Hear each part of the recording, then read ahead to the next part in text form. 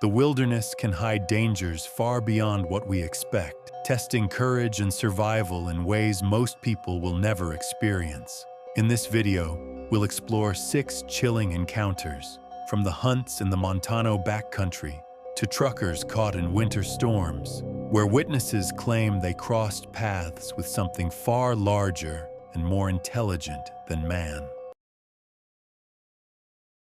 In September of 2025, 4 hunters, James Miller, Alan Price, Victor Dawson, and Cole Harris, pushed deep into the northern backcountry, far from any roads or trails, seeking bull elk during the rut. The days had been clear, the air sharp and cool, and the forest alive with bugling. But on the 5th evening of their trip, a heavy fog crept in from the valley and swallowed the ridges in a pale, muffled silence. It pressed against the spruce trees until the forest became a shadowed blur, and every sound seemed smothered before it could travel, leaving the men with an uneasy awareness of how far they were from the world they knew. As they picked their way along a faint game trail, James spotted the first sign, a dark smear across the crusted patches of snow lingering in shaded hollows. At first, they thought it was old elk blood, but Alan crouched and ran a gloved hand across it, noting its wetness and the sharp iron smell that clung to the air. Then, only a few steps farther on, they saw the tracks. They were enormous, wide, and unmistakably human-shaped, pressed deep into the soft earth where the frost had melted. Barefoot impressions, larger than any of them had ever seen, with long, spread toes and a stride too long for a man. Each print was edged with fresh blood, and they led into the dense wall of spruce ahead. The 4 men exchanged tense glances. Victor muttered that it must be an injured bear dragging itself oddly, but none of them could reconcile the barefoot shape with that thought. Still, instinct pushed them forward, rifles at the ready, their boots crunching softly on frost-hardened ground. The fog thickened until visibility shrank to only a few yards, and every step carried them deeper into a silence so complete it seemed unnatural. They reached a small clearing shrouded in mist, the ground littered with fallen logs and damp moss. It was there that Victor, moving a few paces ahead, froze and raised his hand. Through the shifting veil of fog, he glimpsed a hulking figure crouched over a rotting log. Its back was massive and broad. Its shoulders sloped forward, and one arm clutched its side as if nursing a wound. The creature was covered in dark, matted hair that blended with the shadows, and steam curled faintly from its breath in the cold air. Victor's pulse thundered in his ears as he realized it stood upright, hunched but clearly bipedal, its sheer size dwarfing any man. Slowly, the figure turned its head, and through the fog, its face emerged for only a moment. 2 deep-set eyes locked with theirs, dark, intelligent, and unblinking. The stare rooted them in place, an unnerving mixture of primal menace and deliberate thought. Then, without sound, the creature rose slightly, turned its massive frame, and limped into the wall of fog until it dissolved from sight. The 4 men stood frozen in the clearing, unable to speak, their rifles gripped but useless. Finally, Cole whispered a curse, but no one moved to follow. The prince led onward, yet the sense of trespassing in something's domain was overwhelming. They turned back to camp in shaken silence, each man replaying that brief moment when the fog parted and the impossible seemed real. That night, the forest offered no rest. Their fire crackled low, but the fog clung stubbornly to the treetops, and with darkness came the first disturbances. At irregular intervals, deep thuds reverberated through the ground, as if something massive shifted its weight against a tree just beyond the firelight. James, lying in his tent, felt the vibrations in his chest more than he heard them. The sound carried no aggression, only a steady reminder that they were not alone.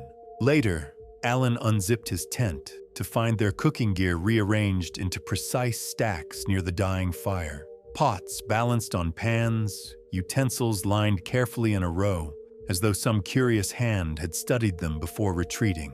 No sound had betrayed the intrusion, No sign of approach or departure.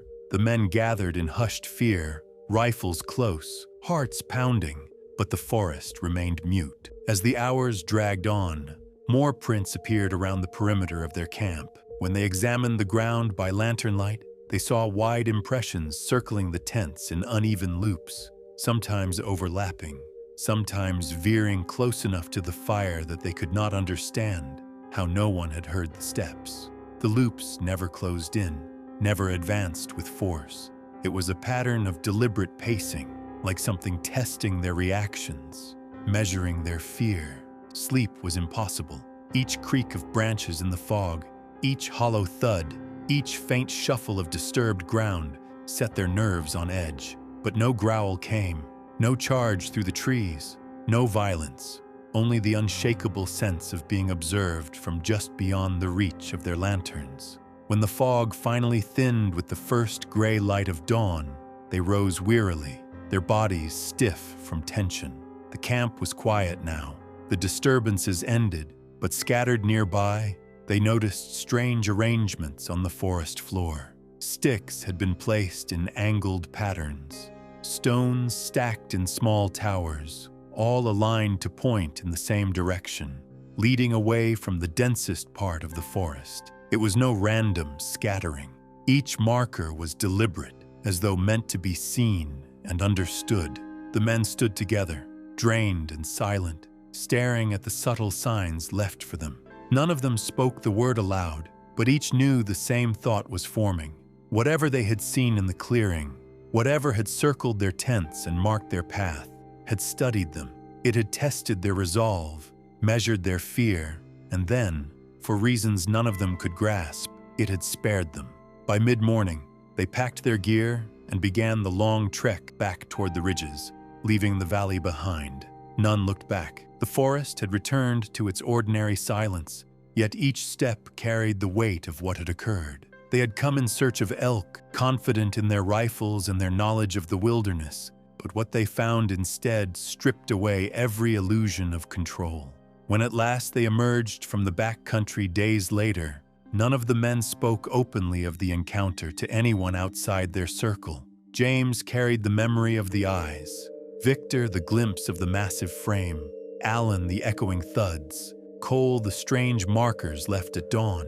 Each piece alone could be dismissed, but together they formed something undeniable. They left shaken, not by a roar or an attack, but by the realization that in those fog-shrouded woods, they had been studied, tested, and spared by something far larger, far older, and far more intelligent than anything they had ever imagined. In late October of 2024, Alexei Morozov, a 33-year-old outdoor enthusiast from Novosibirsk, traveled into the remote Siberian taiga with plans to capture footage of wildlife using his high-end drone. He was known among his circle of friends as someone obsessed with documenting the wilderness, often returning with crisp shots of elk, wolves, and lynx. But this time, his messages carried a different edge. Throughout the afternoon, he sent hurried notes to several friends, hinting that he had filmed something extraordinary, though he refused to explain what it was. By evening, as the sky darkened and the temperature plummeted, Alexei stopped responding altogether. When he failed to return the next day, two friends ventured out to the clearing he had last mentioned, guided by his GPS coordinates. They found the site in disarray. His drone lay shattered among the trees, propellers bent and wires twisted as though it had been torn apart mid-flight rather than crashed naturally. Branches were broken in strange patterns, some splintered higher than a man could reach, while others seemed deliberately snapped and scattered across the mossy ground. The men searched for his pack, his camera, any sign of him, but found only his day shelter collapsed and silent. His phone and rifle remained untouched on a log, as though carefully avoided rather than dropped in panic. What struck them most were the footprints, impressions over 2 feet long pressed deep into the damp earth of the clearing, the barefoot shape unmistakable. Each print carried weight, the toes splayed wide, the depth far greater than any boot print would have sunk. The tracks looped across the clearing in wide arcs before vanishing into the wall of pines. The spacing of the steps was immense, covering distances no ordinary stride could match. The men stood uneasily at the edge, feeling the oppressive silence that clung to the trees, as though something massive still lingered unseen. Among the damp leaves lay several spent rifle casings, gleaming dully in the gray light. Yet Alexei's own rifle rested unfired against his pack, its chamber still full, safety on, barrel cold. It was as if the cartridges had been dropped there deliberately, tokens to suggest a shot had been fired when none had been. The contradiction gnawed at the men, raising questions they could not answer. Nearby, an acrid stench hung heavy in the clearing, a sharp mixture of damp fur and decay that burned the nose and lingered on their clothes long after they stepped away. They retrieved the drone's memory card, hoping it contained the footage Alexei had hinted at. But when examined, the files were gone. No images, no videos, no trace of what had been recorded. The empty card rattled in its slot like a mocking silence, as though whatever had destroyed the drone had ensured nothing remained. The men exchanged wary looks, each wondering if Alexei had truly seen something he should not have. Authorities were contacted within hours. Search teams combed the forest, but no trace of Alexei emerged. Dogs picked up a scent near the clearing, only to falter and whine before refusing to advance into the deeper wood. Helicopters scanned the canopy, their noise rolling across the valleys, but found no sign of him. The official report suggested he might have slipped into the forest and succumbed to the element, or perhaps wandered disoriented into hidden marshland. But those explanations ignored the evidence found in plain sight. The enormous track, the rifle cartridges with no weapon fired, the destroyed drone, and the stench none of the rescuers could explain. Those details were brushed aside as irrelevant or misinterpreted. Alexei's friends, however, knew what they had seen. They had walked the clearing themselves, stood over the footprint, inhaled the rank air that clung to their lungs for hours. They had felt the oppressive weight of silence, the unnatural order of broken branches, the deliberate erasure of the drone's recordings. To them, it was not the random chaos of an accident, but the controlled marks of something intelligent moving through the forest. Weeks later, when snow blanketed the region, another group of hunters stumbled upon the same clearing. They found the snow oddly disturbed in geometric patterns, wide arc pressed into the drift, as though something immense had circled repeatedly. No animal trails led in or out. No predators had touched the site. The hunters left quickly, shaken, refusing to speak of it to officials. They said nothing publicly, but word spread quietly. And soon the story of Alexei's disappearance became the subject of whispered speculation. Some locals believed wolves had chased him, forcing him into the wilderness where he perished unseen. Others whispered of bears, though none could explain the barefoot prints or the unfired rifle. Still, a handful of voices insisted the taiga held something older, a massive figure that watched and learned. One that had chosen to erase the man who dared to track it with machine.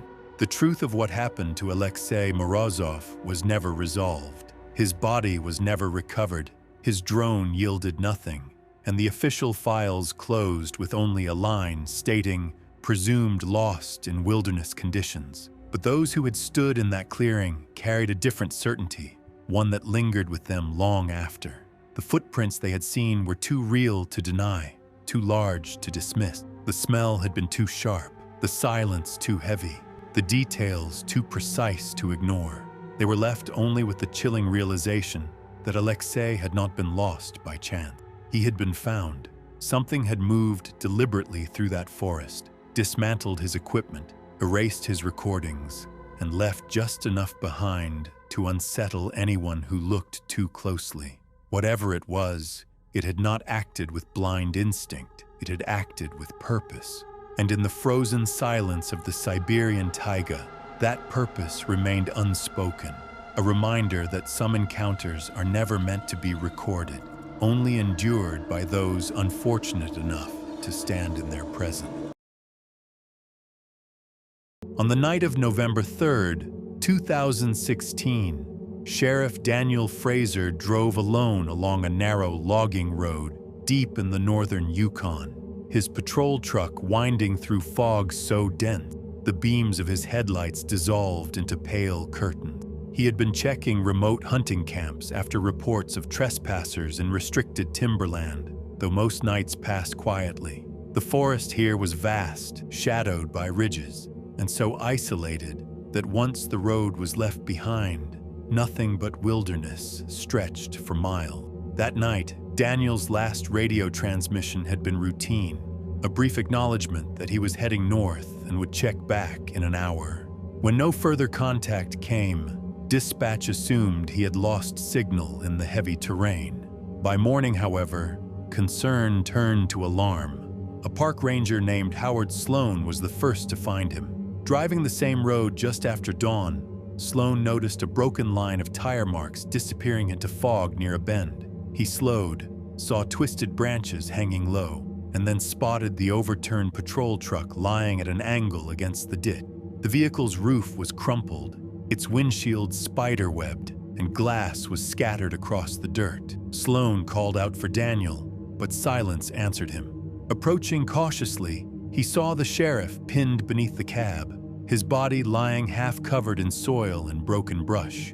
His face was calm, eerily undisturbed, as though the crushing weight had come swiftly and without struggle. Inside the cab, the rifle rack remained full, Daniel's sidearm still holstered, flashlight on the passenger seat untouched. It was not the scene of a desperate fight. Instead, it felt like a freeze frame of something unnatural, an ending without the chaos that should have preceded it. When backup arrived, they helped lift the vehicle with chains and winches, but nothing about the body suggested a scramble for survival. His radio was intact, his dashboard unbroken, his seatbelt unbuckled as though he had stepped out before disaster struck. What unsettled the search team most were the tracks nearby.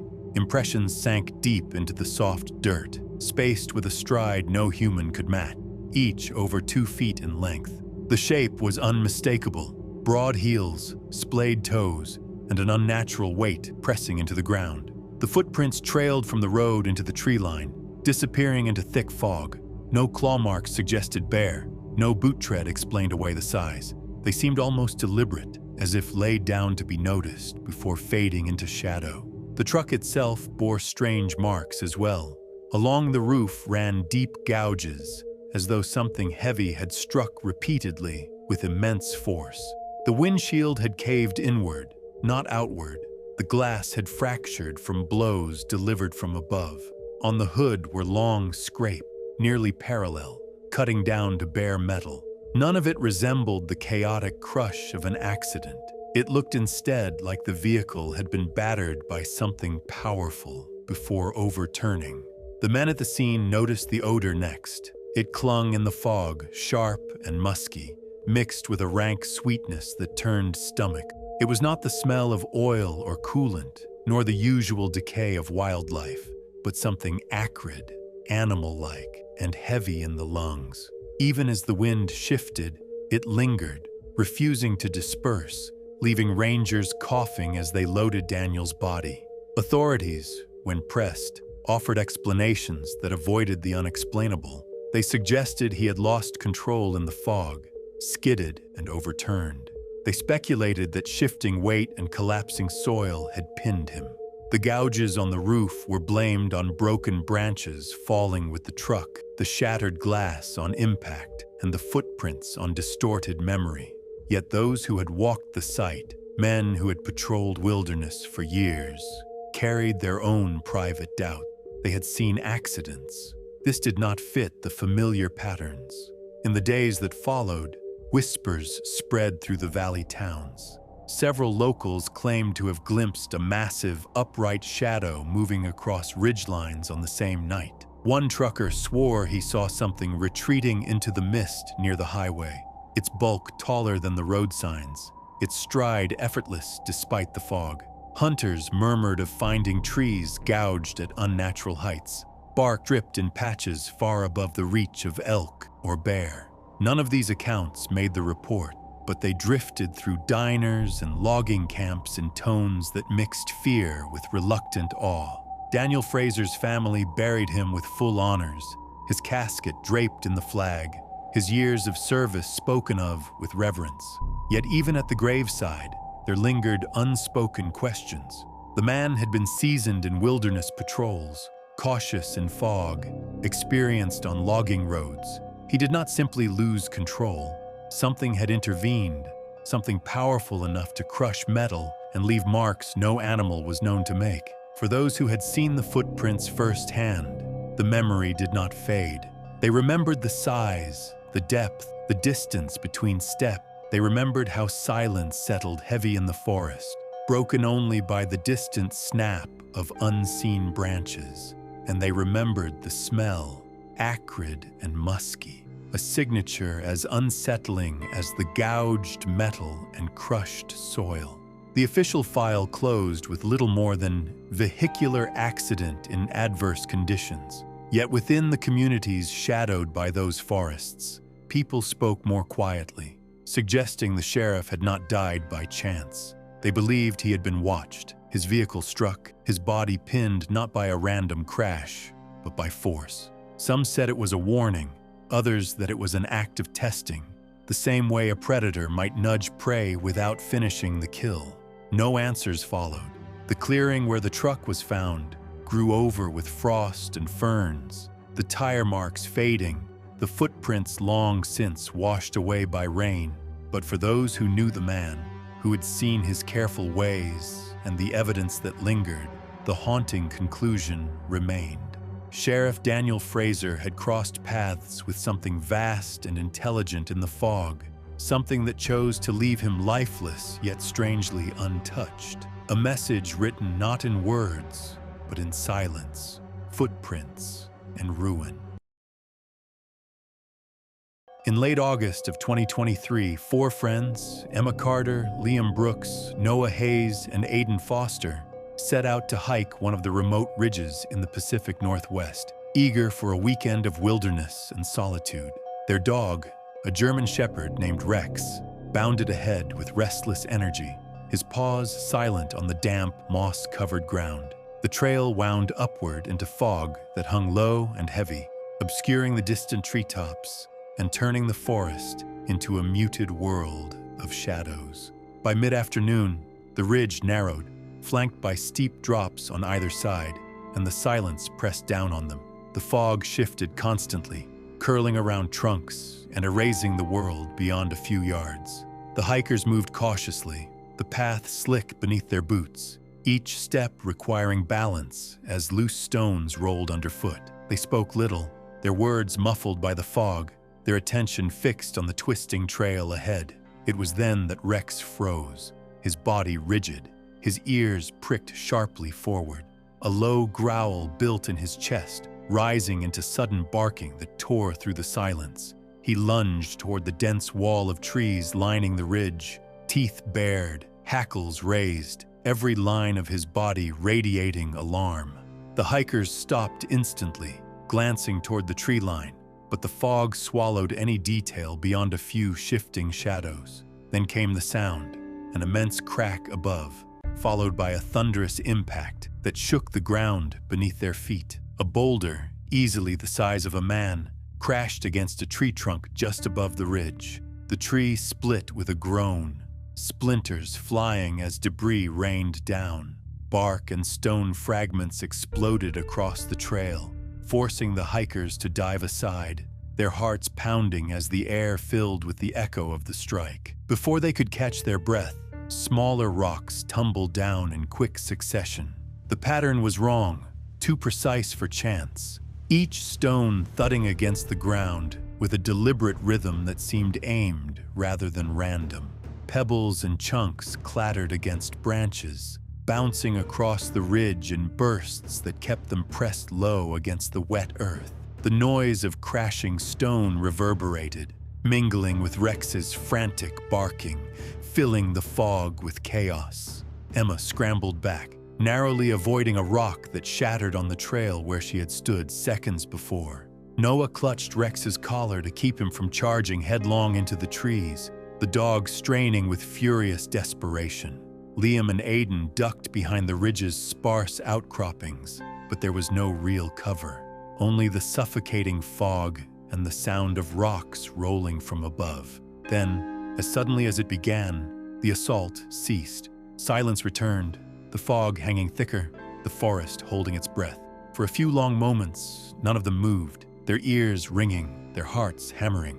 It was in that brief lull, when the mist shifted with a passing breeze, that they saw it. A towering figure, dark and massive, moved through the thinning veil of fog farther up the ridge. It stood upright, its shoulders broad and its limbs long, each movement deliberate, purposeful, and unlike anything human.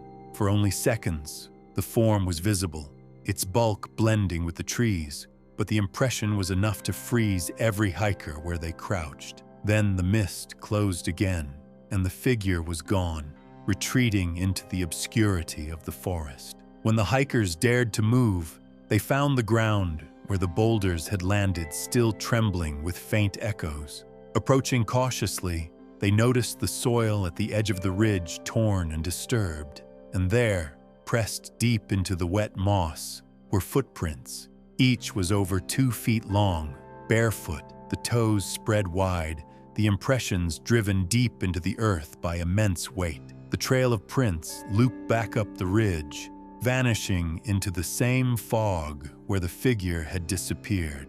The four stood silently around the prints, chilled by what they implied. Rex whined low, still pulling against his collar, his nose twitching as he snarled toward the tree line. The air carried a pungent odor, sharp and acrid, like damp fur and rotting vegetation. It clung to their clothes and burned in their throats, refusing to fade no matter how much they tried to breathe past it. They retreated down the ridge with quick, stumbling steps, unable to shake the sense of being watched. Every shift of fog behind them felt alive, every crack of branches a deliberate sound. They moved as fast as the treacherous trail allowed, hearts pounding, minds racing with the image of the figure looming in the mist and the calculated force of the rocks crashing against them. By nightfall, when they reached safety at a ranger station, their story spilled out in fragments. Stones hurled, a figure in the fog, footprints larger than any man's. Authorities arrived at the site days later, but their conclusions were dismissive. They cited the unstable ridge, common rock slides, and fog that distorted perceptions. They noted that dogs often overreacted to wildlife and suggested Rex had sensed a bear or cougar. But the hikers knew what they had seen, and the patterns did not align with nature. The boulders had not simply rolled, they had struck with precision. The footprints were too large, too human in shape, and too fresh to be explained away. The odor lingered in their memories long after, as real as the gouged tree still splintered from impact. Locals whispered quietly about the event, calling it another reminder that the ridges hid more than ordinary wildlife. Some spoke of shadows that moved at the edge of vision, of stones cast from unseen hands, of fog that concealed more than it revealed. For Emma, Liam, Noah, and Aidan, the experience never dulled. They had come close enough to feel the weight of deliberate hostility, close enough to glimpse a figure too large, too strange, to belong. They survived the ridge not because of chance, but because the presence in the fog had chosen to retreat, leaving only footprints, wreckage, and silence as proof that something intelligent and immense had walked above them. In February of 2021, Mikael Korhonen guided his reindeer through a punishing blizzard that swept across the northern tundra of Finland, the kind of storm that erased the horizon and reduced the world to a swirl of snow and biting wind. He had lived in this wilderness all his life, moving his herd between grazing grounds through winters that broke weaker men, and he had always trusted his instincts and his dog to keep him safe when the forest pressed close. That night, though, the blizzard felt heavier, as if the storm itself carried something watching from within its white veil. The herd pushed forward sluggishly, their heads down against the blast of snow, while Mikhail trudged beside them, his dog pacing nervously at his heel. The dog, usually steady even in the presence of wolves, stopped suddenly and raised its hackles, staring into the wall of trees that bordered the clearing. Its low growl was swallowed by the storm, but Mikhail felt the vibration in his bones and turned his head toward the tree line, straining to see through the veil of white. For a long moment, there was nothing but snow and shadows, and then the forest erupted. Something vast surged from the blizzard, its outline only partly visible, but its shape unmistakably upright, its movement fast and deliberate, far too large for any man. It hit Mikhail with a force that drove the breath from his lungs and sent him sprawling onto the frozen ground, the snow cushioning his fall, but not the tearing pain of sharp claws raking across his arms and shoulders. He had no time to raise his hands, no time to react before the figure's weight pressed against him. And then, as suddenly as it had come, it was gone, vanishing into the storm with an unnatural silence that was more frightening than any roar. Dazed and half buried in the snow, Mikhail struggled to stay conscious as the freezing wind bit into his wounds. He saw shadows moving through the storm, his reindeer scattering, their panicked shapes disappearing into the blizzard, their bells muffled by the roar of the wind. His dog barked frantically at the tree line, then whimpered, circling back toward him, unwilling to pursue whatever had struck from the storm. Mikhail's vision blurred, and he felt the snow closing in around him, numbing him, dragging him toward darkness. When he awoke, it was hours later. The storm had eased to a steady curtain of snow, and the world felt drained and lifeless, the silence pressing down harder than the wind. His body ached with deep scratches and bruises, his clothes stiff with frozen blood, but it was the scene around him that froze him in place. Several reindeer were missing, their tracks scattered wildly into the snow, as if they had been driven in every direction at once. The dog whined softly, its eyes fixed on the tree line, refusing to move closer. And across the clearing, stamped deep into the snow, were footprints, barefoot, enormous, each over 2 feet long, looping through the clearing before fading into the forest, where the blizzard had already begun to erase them. Mikhail forced himself to stand, every movement sending a jolt of pain through his body, and stumbled toward his cabin nearby. The door hung slightly ajar, though he was sure he had closed it before guiding the herd. Inside, his firewood had been shifted into neat stacks. The tools along the wall nudged into odd arrangements, as if a curious but deliberate hand had touched them. Nothing was stolen, nothing broken, but the sense of intrusion was unmistakable, a silent message that something had been there and wanted him to know it.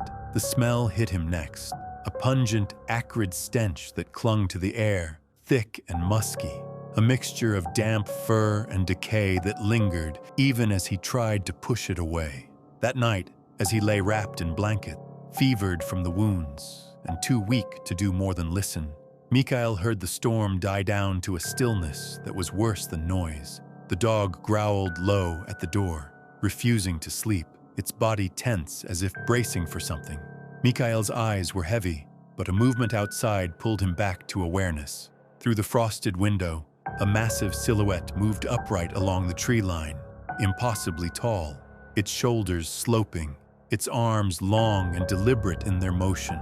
It paused, standing against the pale light of the snow, unmoving for several heartbeats, as if studying the cabin and the man inside, and then it slipped silently back into the darkness, vanishing as though the storm had reclaimed it. The next morning, Mikhail's strength returned enough for him to survey the damage. The reindeer that remained huddled uneasily, restless and refusing to graze near the tree line. The footprints from the night before were still visible, stretching across the snow, though fading as drifts began to cover them. His own supplies were untouched, yet still rearranged with uncanny precision, as though to remind him that the same hand which scattered his herd and left him bleeding in the snow had chosen not to destroy him completely. When he reported the incident, authorities dismissed his claims.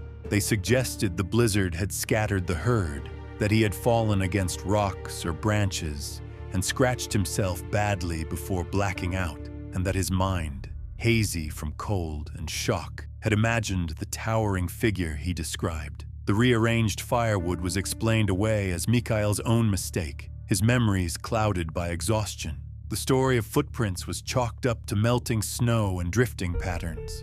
But Mikhail knew what he had seen, and the dog's continued wariness confirmed what his own memory refused to let go. The pungent odor lingered for days, clinging to his cabin and the clearing, long after the storm had passed. His missing reindeer were never found, and every night he felt the weight of unseen eyes pressing from the tree line. Whether he had been attacked in warning, studied out of curiosity, or simply marked as prey that had been spared for reasons beyond his comprehension, Mikhail could not say. What he did know was that something vast, intelligent, and terrifying moved within the blizzards of the northern forest, and it had chosen to make itself known to him in a way he could never forget.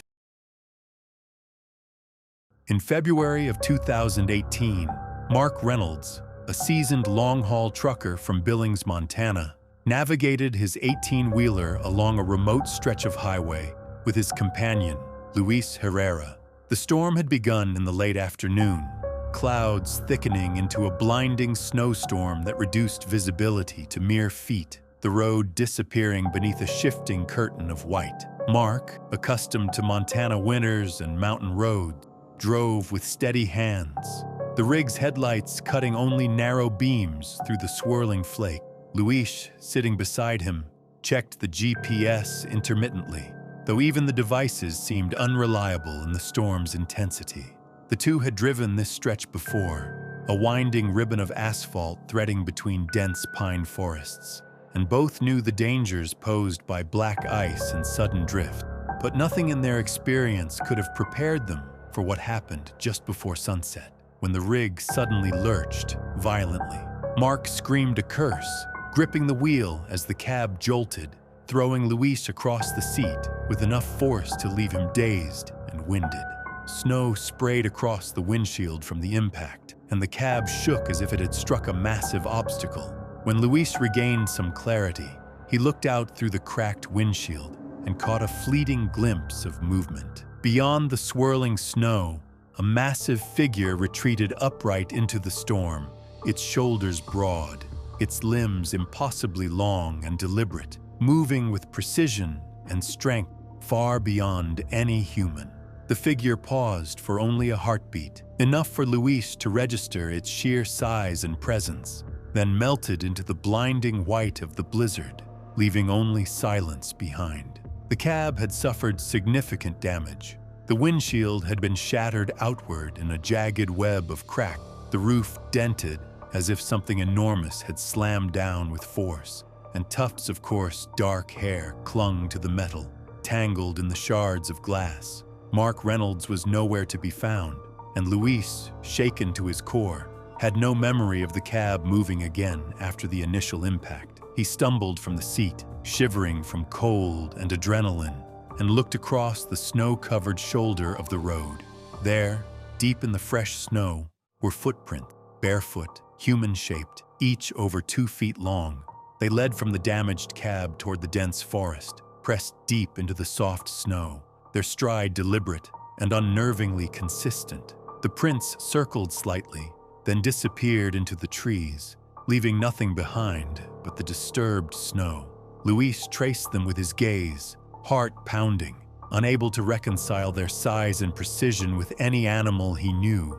Wolves, bears, even elk. None left tracks like these. None could vanish into the storm with such calculated silence. Luis remained by the wreck for hours, keeping the engine running intermittently, calling out for Mark, though his voice was lost in the howl of the blizzard.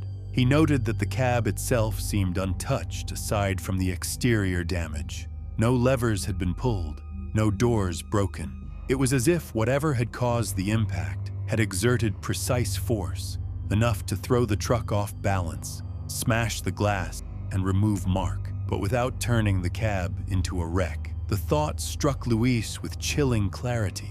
He was alone now, the storm masking the world around him, with an unknown, intelligent presence watching from the tree line. Authorities arrived later that evening, alerted by passing truckers who had seen the damaged cab abandoned along the highway. They noted the shattered windshield, the dented roof, and the tufts of hair clinging to metal. Though initial speculation attributed the wreck to icy roads, high winds, and a sudden loss of control. Snowplows had already begun clearing the highway, and the blizzard was relentless, erasing much of the surrounding evidence. The footprint, deep and human-shaped, were visible only briefly before drifts began to cover them. Despite their effort, no trace of Mark Reynolds was ever recovered. Luis's account was recorded with skepticism but could not be ignored entirely. He described the figure as massive, upright, and moving with deliberate precision,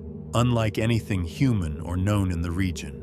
He swore it had seemed intelligent, purposeful, as though it had chosen when and how to intervene in the crash. No other vehicles had been involved, no other persons were reported nearby, and the hair collected from the cab's exterior was later analyzed, though the results were inconclusive, coarse, dark, and non-domestic, lacking a match to any animal species in the area. The locals whispered quietly after the official report. Truckers who drove the route spoke of shadows seen moving through snowstorms, of shapes that seemed to vanish and reappear among the pines, of enormous footprint that faded mysteriously before authorities could reach them. A handful of hunters noted that the northern forest, especially in winter, sometimes concealed more than just wildlife, and tales of strange figures moving upright among the trees resurfaced in hushed conversation around small towns. Luis never returned to that stretch of highway alone. He recounted the story only to close friends, describing how the storm had been punctuated by a presence he could not explain, one that had spared him but taken Mark, leaving behind only clues: the shattered cab, the hair, the footprints, and the lingering sense of being watched. For months afterward, he could not shake the memory of those long limbs, the precise stride, or the way the figure had paused to observe before retreating.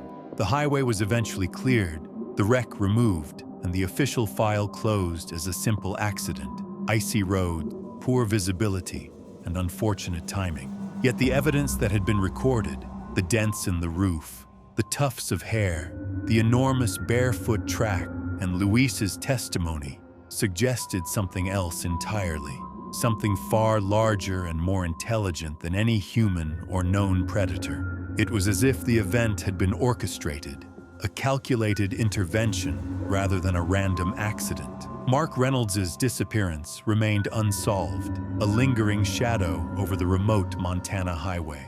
For those who traveled the route in winter, the story persisted as a warning. Even in storms, the forest could conceal forces that moved with intelligence and strength, leaving only footprints, hair, and unanswered questions for the living to ponder.